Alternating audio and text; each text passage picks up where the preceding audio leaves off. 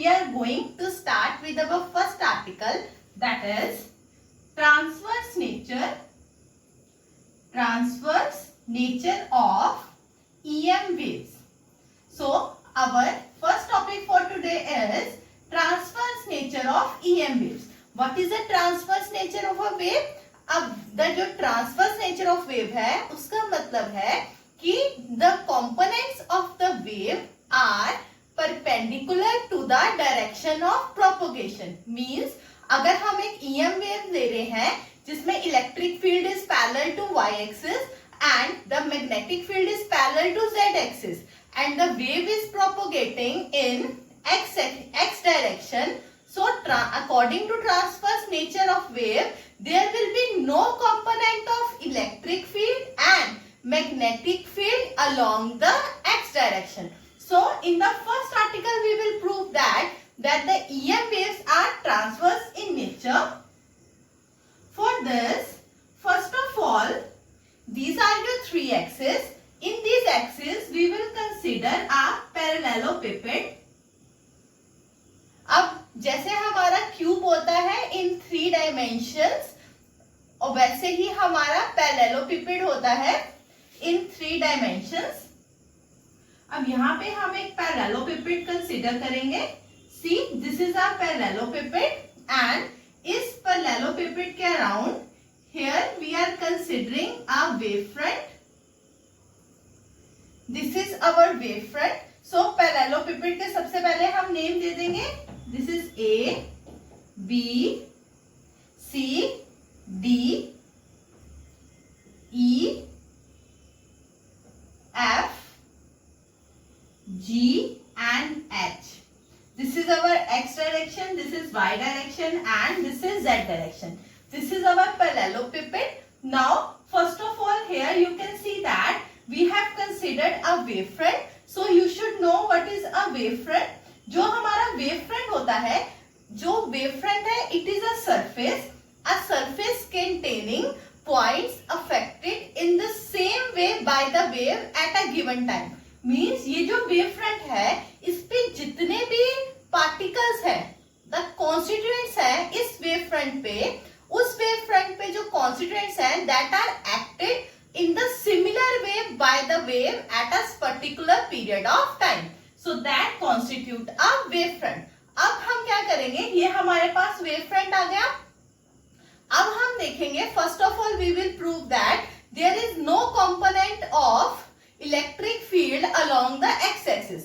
उसके लिए हम क्या कंसीडर करेंगे, गॉस लॉ ऑफ इलेक्ट्रोस्टैटिक्स लगाएंगे हम इस पैरेललोपिपेड पे. अब इस पैरेललोपिपेड के हमारे पास 6 फेसेस हैं और हम ये लगाएंगे, अगर गॉस लॉ लगाएंगे मींस द टोटल फ्लक्स निकालेंगे.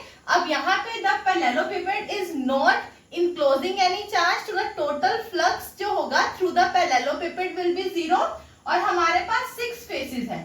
तो जो टोटल इलेक्ट्रिक फ्लक्स है that will be equal to E vector dot D A vector. पहले हम 6 टाइम्स ये लिख लेंगे क्योंकि हमारे पास कितने फेसेस हैं, 6 फेसेस हैं. तो सबके लिए हम निकालेंगे ई vector dot D A vector. ये सब फेसेस के लिए आएगा 4,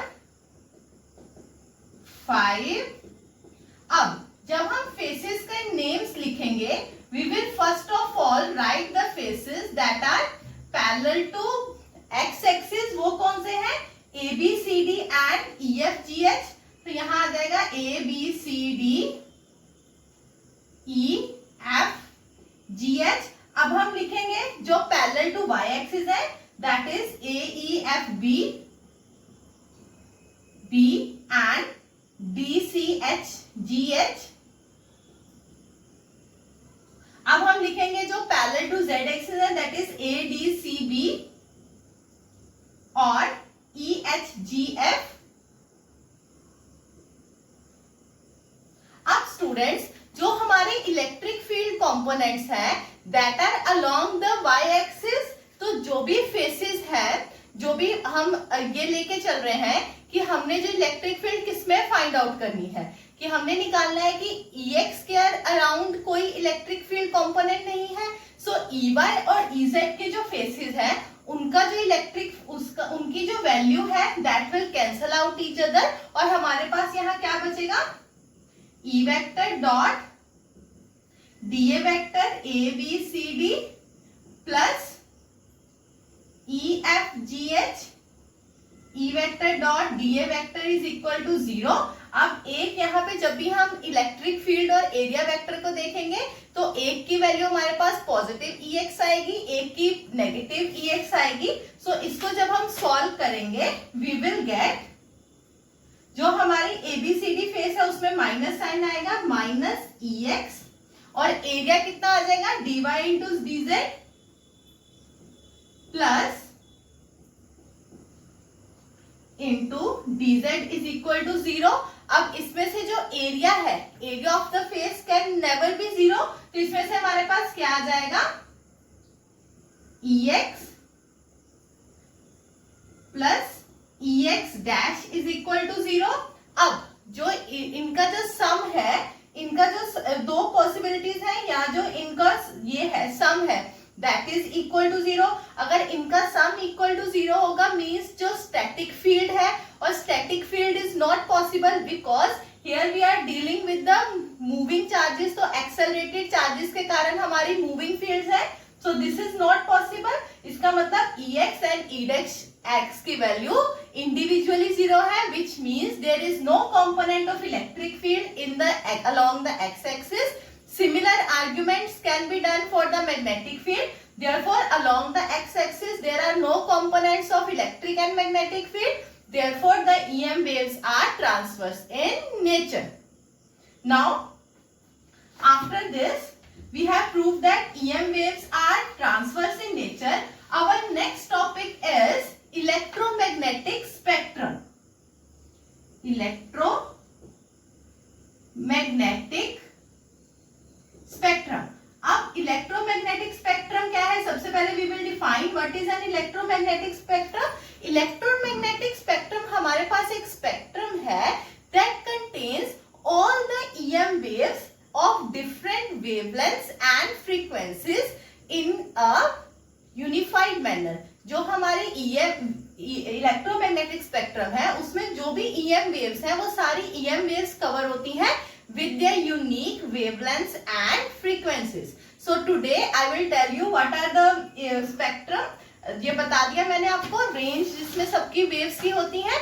अब जो अलग अलग वेव्स हैं that were discovered by the scientists, जो हमारा विजिबल स्पेक्ट्रम है that was discovered by Newton। जो मैक्सवेल है